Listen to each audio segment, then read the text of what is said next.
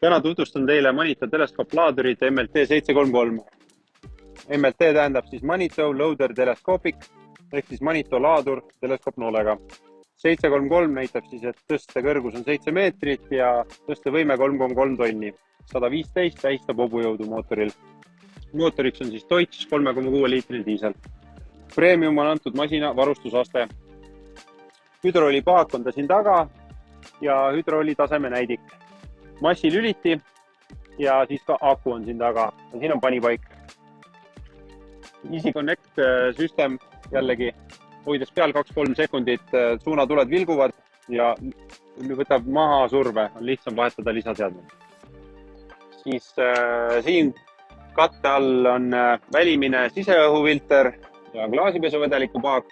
Easy Connect süsteemi nupp ehk siis survevabastust seda all hoides suunatuled hakkavad vilkuma. Saab tööorgani ilusti ära vahetada. Antud mudel on tulnud siis Vredesteini Endurioni rehvidega 460, 70, 24.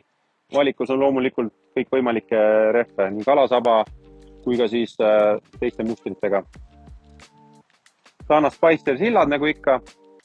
Poomituled on peal. Põllumajanduslik teleskoopplaadur, siis on kees väljavõtted olemas. Ja siis antud mudelil on tavaline mehaaniline sõrm, et ei ole hüdraulist kiirliidet. Ise puhastuv õhu eelfilter, õhufilter, mootoriks jälle Deutz 85 kilovatti, kütuse eelfilter, kütusefilter, jahutusvedelik ja siis ikka peal AdBlue-süsteem ja ka tahmapõletus.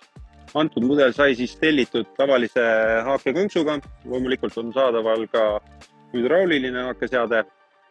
Määrde niplid on ilusti tagant välja toodud ja ka käänmikomad on välja toodud, et on mugavam määrida. Siis hüdropidurid on olemas ja tagumine elektripistik. Numbrituled, siis lihtsasti eemaldatav kate, saab jälle puhastada tagumist osa. Peegel konksu jälgimiseks. Nagu ikka on saadaval ka kaamerad, kokku siis võimalik 3 kaamerat paigaldada. Taha paremale küljele ja ette poomi otsa. Taga on LED töötuled ja siis tavaliselt tänaval sõidutuled. AdBlue paagi mahutavus siis 10 liitrit, diislipaak 120 liitrit ja hüdrooli 135 liitrit. Siis elektriline aken täiesti alla jookseb ilusti avaneb. Siis ukse seest panipaik ja ka siuke tasku. Siit saab valida siis erinevaid rattarežiime jälle, kas siis kõik pööravad. Keskel on siis, et tagumine on lukus maanterežiim või siis külgsuunas liikumine, ehk siis krabikäik. Ja antud mudelil on juba seisupidur automaatne, aga siin on siis eraldi hädaabipidurina ikkagi välja toodud, saab ka kasutada, kui peaks midagi juhtuma jalgpiduritega. Masinal taaskord peal konditsioneer, saab sisse välja lülitada, reguleerida ventilaatori kiirust ja temperatuuri. Siis rool on seadistatav, sisse välja üles alla.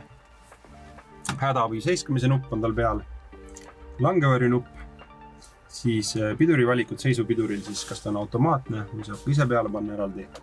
Siis automaatselt on tal alati kahvlirežiim peal, siit saab valida koparežiimi, siis on tõstevõime natuke suurem ja siis ka rippuva lasti režiimi, mis teeb siis rippuva lastiga töötamise ohutumaks. Siis on tal veel jõuülekande lahutamise nupp, mis piduripedaal siis lülitab sisse neutraalasendi ja tahmapõletuse nupp. Antud mudel oli meil siis nii-öelda käsikastiga, lihtne, mehaaniline, 4 käiku, 4 siis edasi, 4 tagasi, saab ka hoo pealt vahetada ja loomulikult ei pea esimesega koha pealt ära minema, saab ka 3., 4. minna, juhul kui ei ole käru taga. Suuna valimine on siis jälle joystickult, on edasi-tagasi neutraal, 2 rullikut, nagu ikka Manitodel, alumine on siis mast välja sisse ja ülemine on siis lisaliin, ehk siis olenevalt, mis siis tööorgan ees on.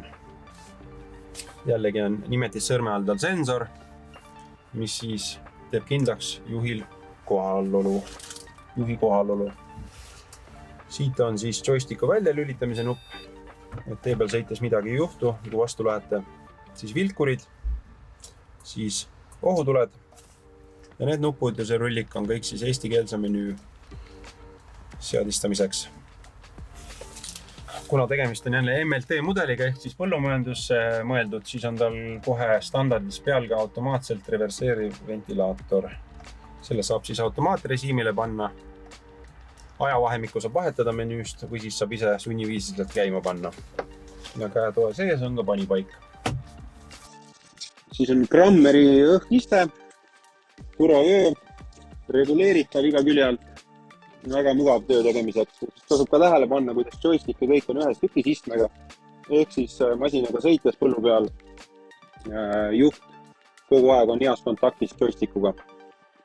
Peal on ka telefonihoidik ja siis näidik, mis näitab siis masina horisontaalset olekut maapinnaga.